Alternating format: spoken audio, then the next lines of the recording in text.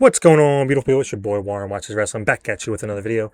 And today we'll be breaking down what I thought was a absolutely fantastic episode of Monday Night Raw, August 17th, 2026 version. It is 11:30 at night, so I'm not going to waste no one's time on this intro. Hit the subscribe button, hit the like button, drop a comment. We are up to, I believe, 21 subscribers now, so shout out to all y'all for subscribing. Really do appreciate it. Without further ado, let's hop right into this episode. We're going to review it, go over everything that happened, talk about where storylines are going to go moving forward, what we liked, which was a lot, what we disliked, not much.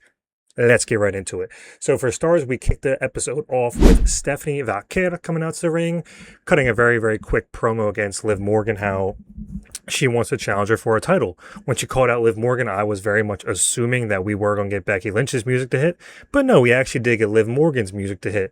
Now, this is something very little, but I think is important, is last week, the feud really does just feel like it's between Stephanie and Becky. They were the ones in the ring, they're the ones having the promo sessions, and we kind of like don't involve our women's champion. Like, this is what we are fighting over. This is the main prize here. So Liv should be the one out there. She should be in the segments, should be cutting promos. So she does come out, cut a Liv Morgan type of promo, kind of calls out Stephanie Vaquer, saying, you know, she's about to be the longest reigning women's champion, all this and that. She's still the greatest champion of all time. Stephanie kind of tells her, hey, you know, if you're so tough, why don't you come down to the ring? 3-on-1 here, so she does come down to the ring and they beat up Stephanie. Now, in this scenario, I was like, this actually does make sense because Becky's music did not hit for quite some time. I was like, this does make a lot of sense because why would Becky Lynch want to make the save? Her and Stephanie aren't friends. She wants to beat Stephanie so she can become the number one contender, so why not just let Stephanie get beat up and get beat down? But I spoke too soon because we did get Becky Lynch's music to hit. Becky Lynch comes down, makes a save, starts to beat up the Judgment Day. Obviously, she has a little run-in with Stephanie Vaquer in the ring. They get face-to-face. The Judgment Day ends up beating them both up, leave them both on the floor. They stand tall to end this segment. Like I said, I just think it makes no sense to have Becky Lynch make the save here. I know right now she is becoming babyface. She is very over, so she is a babyface right now, I'm assuming. So she has to make the save, but when it comes down to it, like, if you're contender, the girl you're facing that's in your way of becoming a champion, why not just let her get beat up? It makes more sense. We kind of did circle back to that in an interview later on. Stephanie was backstage talking to Kathy Kelly, and they're setting up a match next week. It's going to be Stephanie making her, you know, in-ring comeback next week against Roxanne Perez. And Becky Lynch kind of came up saying, yeah, you know, good luck in that. And Stephanie saying, I don't need your help. You know, I don't need you to get involved. I can handle this by my own. And Becky's like, yeah, I'm sure it's just going to be a one-on-one match with no interference at all. Which is very, very true. You know, there's going to be interference. There's going to be a lot of outside involvement. I'm sure they're going to jump her after the match. But, you know, I thought that was good that they actually did bring that up. So we will get Stephanie in the ring next week. Where does this go moving forward? I think it's still the same thing I've been saying. We're going to have a number one contendership match with Stephanie and Becky. The Judgment Day are going to jump them, set up a triple threat. When is it going to take place? I don't know. Maybe Money in the Bank might be at Sunday Night Main Event because right now we have 2 big matches announced for that. So maybe it's going to be a big show there. But all in all, pretty solid way to start off the show. After that, we did see the Usos very, very happy, very vibrant, you know, doing pew, pew, pew the whole entire time, calling out Solo Sikoa. They bring him out, and as you can see, Solo Sikoa was not in the mood. He was not happy Solo no more. He was very much back to being pissed off Solo. So they're kind of, you know, parading him around that he will have to acknowledge the tribal chief. Now, when we cut to this, I was like, are we doing this in the second segment?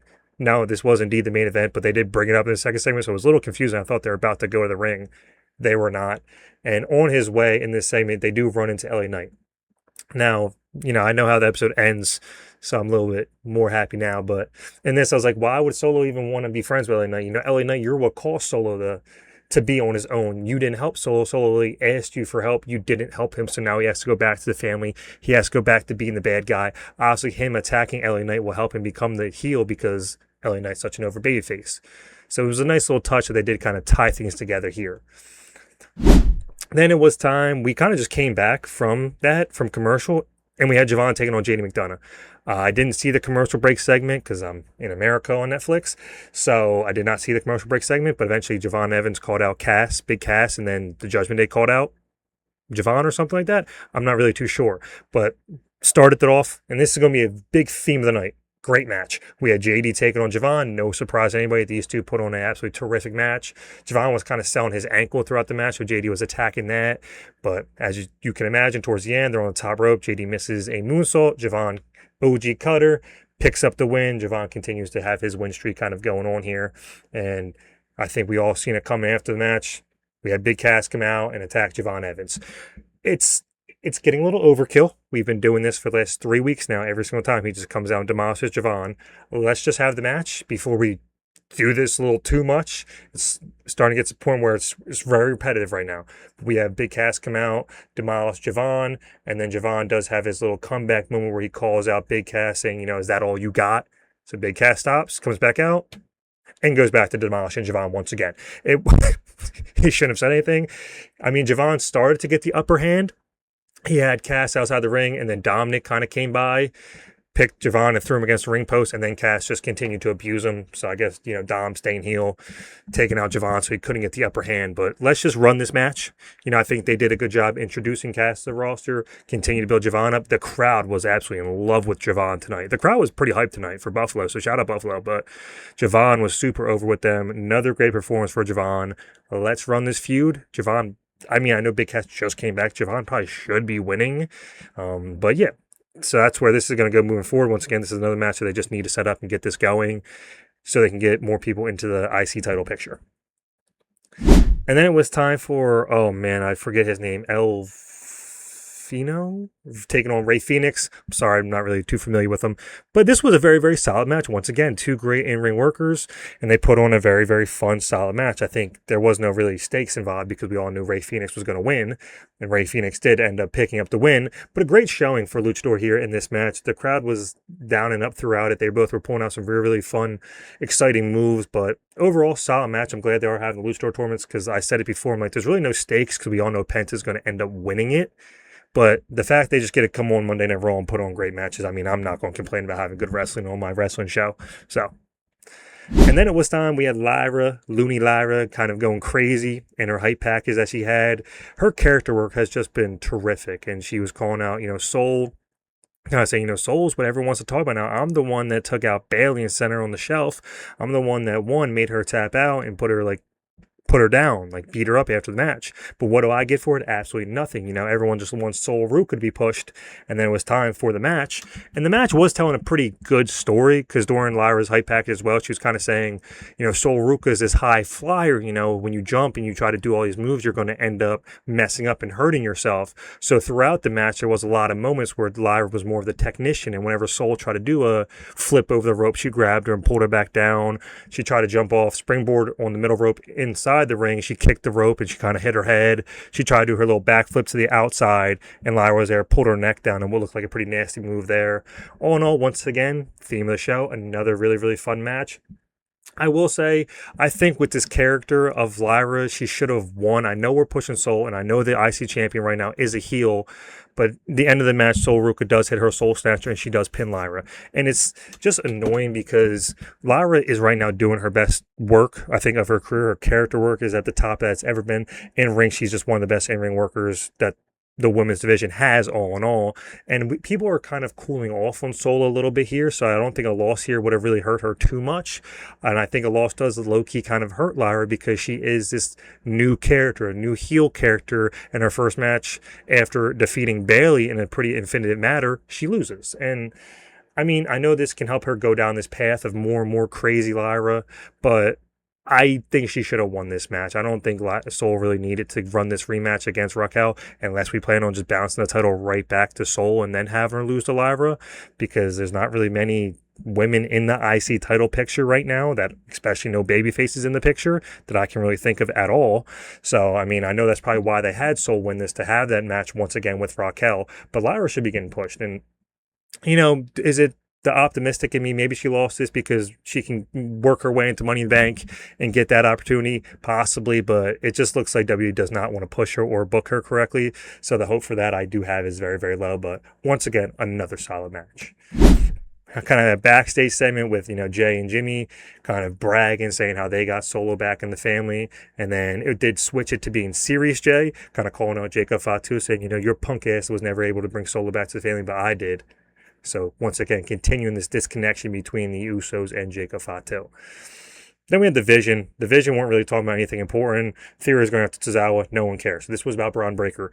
Braun Breaker calls out Oba. He comes up to ring, by himself, which is very important. He walks the ring by himself, and man, him just being in the ring, cutting this promo alone felt so good, not having the Vision, not having Theory, Logan, or Maxine around him, having him be out there by himself, calling out Obafemi, just felt a lot more to the point. It felt a lot more special than him with the Vision by his side. No offense to the Vision, but having Braun by himself definitely was a nice, refreshing thing to see here. Promo, very short, very to the point. He just wanted Oba to come out to the ring. He wanted to fight Oba. But instead, we did get, ladies and gentlemen, my name is Paul Heyman comes out to the ring. And I thought there was a little disconnect here because there was never a confirmation that Braun Breaker was still a Paul Heyman guy. It seemed like the Vision, Paul Heyman was very much going off on his own, talking down on the Vision. But now he's back to being, whether it was an advocate, a wise man, an oracle, whatever you might want to call him, for Braun Breaker. And throughout this segment, it did seem like he was advocating for Braun Breaker. As they were calling out Oba, of course, Oba's music got hit, and Mr. Orr came down to the ring to an absolutely massive ovation. He cut his promo, and he kind of had, calling out Braun Breaker. He tried to do a little impression of Braun Breaker, which was absolutely hilarious. I think Oba can hit serious notes. He can do funny notes. He can do absolutely everything when it comes to being a character. Am I glazing? Sure, but Oba is that great because his promo work is just terrific for the character that he is. He has it all. But during his promo, he's calling out Braun, saying, everyone knows who the future is. Everyone knows who the future face of WWE is. I know, they know, Brock Lesnar knows. Everyone knows that I'm the future of this industry, pretty much not you. And then Braun Breaker's like, well, we can settle this right here, right now. Paul Heyman kind of steps in, once again, being Braun Breaker's advocate. So we are kind of hammering home that Braun Breaker will be a Paul Heyman guy, which is the right move in my opinion. I think Braun can cut a good enough promo, but him being next to Paul Heyman just feels right. Something about it just looks like it belongs. He belongs with Paul Heyman. Paul Heyman belongs with him.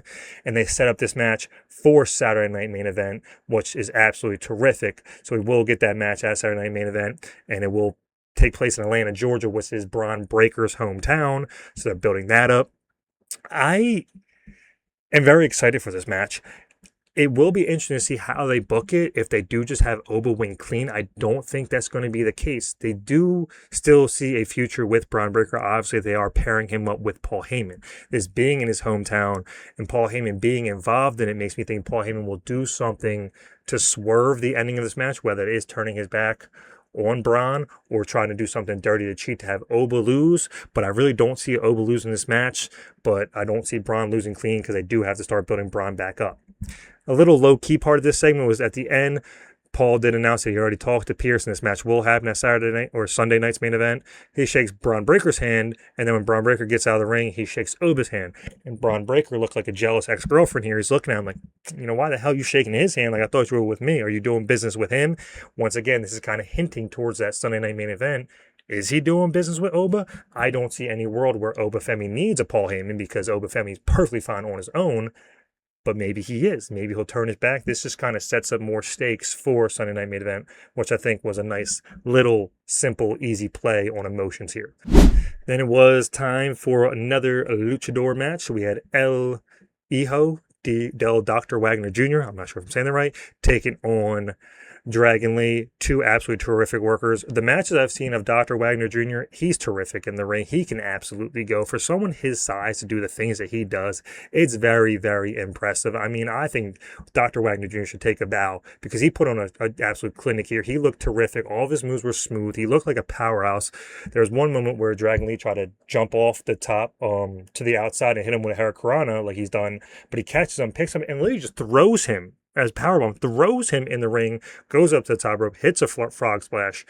He looked absolutely terrific, and Dragon Lee's Dragon Lee. He looked terrific as well, and he's starting to gain a lot of confidence. His character work still, once again, needs a lot of work to it, but in-ring wise, he's one of the best. And obviously, Dragon Lee won this match. I believe he's taking on Rey Fenix.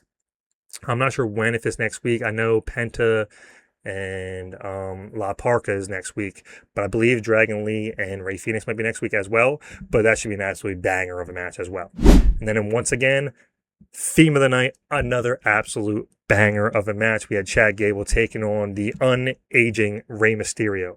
It's absolutely insane to see Rey Mysterio doing what he does at the age of 50. The way this man moves is unreal for his age. And Chad Gable is Chad Gable. He's still just one of the best technical and high flying wrestlers in the business. These two came out, had terrific chemistry, put on an absolute great match. Couple great moments in the match. We had a top rope angle slam, which was absolutely terrific. And then we did have some hope in the end here. There was a moment where Gable and Ray had a nice little back and forth going on. And Ray had him in 619. He got him in the ankle lock, reverses him, hits him in the corner, like the post, hits a 619 in the corner, kicks him back into the rope, into another 619. And I was like, are we actually? The crowd, by the way, was so behind Ray. It made this match even more special because the crowd was so into this match. You would have thought Ray was in his hometown the way this crowd was in love with Rey Mysterio. But Ray hits the second 619. He goes up to the top rope, hits a frog splash, gets knees up, and then we are back at the ankle lock. Ankle lock's in. Ray's trying to reverse it. Chad's holding on, and then Ray does reverse it, gets like a roll-up pin. I was like, are we actually doing this? But no, Chad reverses it back, gets the pinfall himself, and picks up the win. And what was an absolutely terrific match, and the main event match, which it rightfully should have been, because you have Chad Gable, your IC champion, taking on a Hall of Famer. And then Ray, after the match, does put over Chad Gable once again, puts the title on him. They show a sign of respect. And like I said, terrific match as the whole show had throughout. It was all great matches. Now, Chad Gable moving forward from this, who is his next feud? Like I said, I think it could be Big Cass.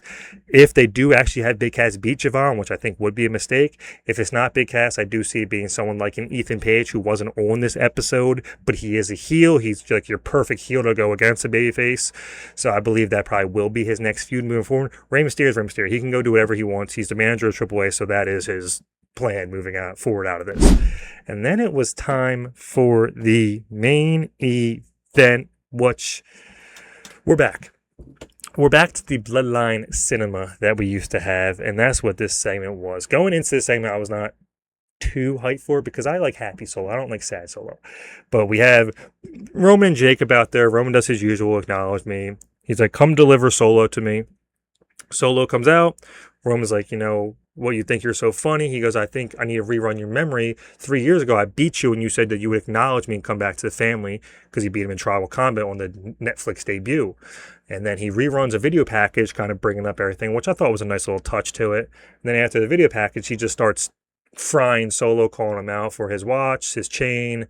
He takes off his glasses, throws on the floor, stomps on it, saying, Solo, you should be on your knees begging to join my family again. You should beg to come back to our family.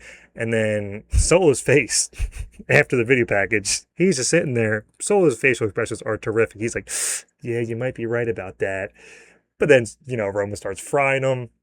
And as Roman is talking trash to him, Jacob Fatu just super kicks him in the face and then gives him a tongue and death grip and starts choking him out. And so Roman finally says, enough, get off of him. So Roman kind of tells Fatu to stop. And then as Solo's sitting there struggling on the ground, Roman heads over and picks up a black Ulafala, and he names the Uso his captain since they delivered Solo back to the family.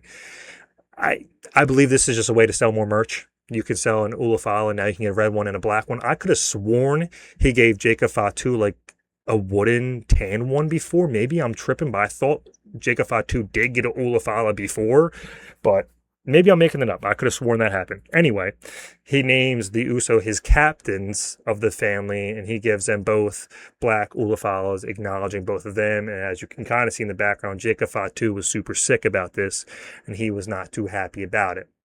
And as this is all going on, LA Knight's music hits, so LA Knight comes back down to the ring to make the save. And I was like, LA Knight, we could have did this last week, my guy. Solo asked for your help last week. You didn't help him. And now he had to rejoin the family. Now you want to come out and have a problem with everybody? He could have been on your side.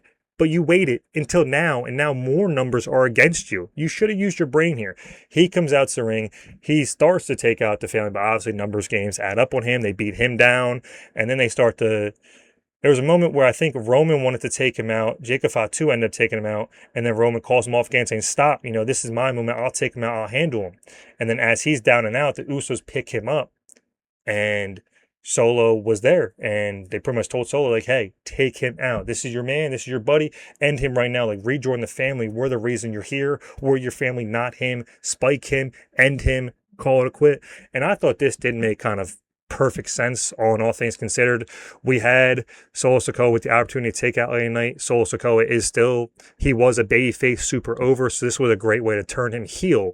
You know, turn him on a guy that's super over with the crowd, turn him against the super babyface that is LA Knight. This way fans will believe he's back to being a heel. We can go back to Bill and Solo. We can continue to cheer LA Knight because he just got screwed over.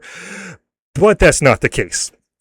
We wanted to swing for the fences and end up out of the park because he doesn't spike LA Knight. He decides to spike Roman Reigns. And what was a swerve I did not see coming. I popped for this. I was very much surprised by this. I thought this was a moment that we would be building towards with WWE storytelling, building towards until at least the Royal Rumble, maybe Elimination Chamber, that we would see Solo's babyface run return. But no, we pulled the trigger right here, right now. And he gave Roman Reigns a spike to the throat. And Roman Reigns, being Roman Reigns, sold it perfectly. And Solo's kind of looking at him like, you know, you kind of made me do this. Obviously, his brothers are all pissed off.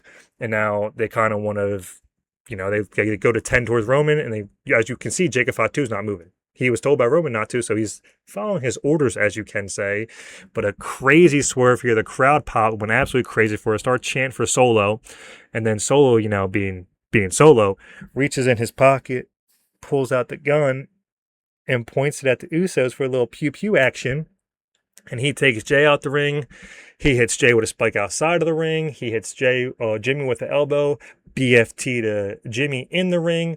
And then we have Roman lining up to take out LA Knight after he tells Jacob Fatu to back off, like he'll take him out with a spear or a Superman punch. He runs in, tries to hit a Superman punch, gets a BFT, and so now he's down and out, and LA Knight is standing tall over Roman Reigns. And we end the show with Solo and LA Knight standing tall as Jacob Fatu just stands there in the corner and is not getting involved. And that's kind of how the show goes off air. We have LA Knight and Solo Sikoa come together, kind of fist bump. And I'm still like, are we maybe going to get the heel turn here? Nope. Solo Sikoa is still a babyface. LA Knight is still a super babyface over with the crowd. And these two, I guess, are going to work together to take down the Bloodline. And maybe we'll get a return from Royce Keys sooner or later to help them both out. I don't know, but this segment was absolute cinema. And I know it's overused, but man, when the Bloodline cooks like this and they hit you with a swerve out of left field like this, it really is just fun to watch. I was fully invested into the segment. I did not expect any of this to happen. Like I said, it made a lot of sense for Solo to turn heel here because you put him against LA Knight. And all things considered, Solo is fully justified to want to turn on LA Knight. He literally asked for LA Knight's help and he ignored him. So for him to hit him with the spike, solidifying, yep, I'm going to be heel now. LA Knight will stay babyface. Like I said, it made a lot of sense. But for them to actually pull the trigger on Solo Sikoa staying babyface, terrific call that I was not expecting. I absolutely loved it. I thought the ending was terrific. The fact that Roman kept telling Jacob Fatu to stop. And now Jacob Fatu is not going to help you out as you are getting beat down in the end. Where does this lead to? That's what I'm intrigued to see because I don't think we're going to push Solo to the title because LA Knight is going to be the one going after Roman Reigns for the title. So Solo is probably going to continue to feud with the Bloodline until the end of days. But all in all, this episode from begin to end was absolutely great. Great in-ring work, great matches, great promo segments, helped things, storylines moving forward. Raw went back to cooking this week from a great episode after SummerSlam, down week last week, build it back up to another great episode this week. So I thought it was an absolutely terrific episode. I have no complaints about it. Like I said, the main event segment is something you need to go watch. It was absolutely terrific. This was an episode of Raw that I'm glad I stayed up and watched because this was a great night of wrestling and storytelling. So I'm happy with it. Without further ado, it's your boy Warren Watches Wrestling. Drop a like, drop a subscribe, drop a comment. Let me know what you guys think. If I'm telling the truth or if I'm completely wrong about some things, let me know your thoughts. Stay beautiful, world.